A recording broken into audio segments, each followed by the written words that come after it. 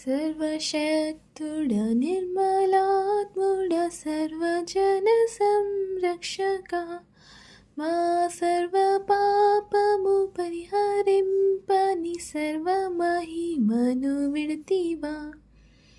నిత్యనాశనమగ్నులగు మా నిత్య శాపము పాపి మరి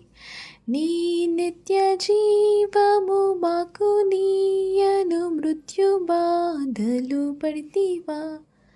పాప మరణపు బంధకములను తెంపి మాము విడిపించుటకు మా పాపమును భరించి మాకై ఆపదల పాల్పడితివా వెట్టుకి బలు దుష్టులను చేపట్టి జీవమునిచ్చితివి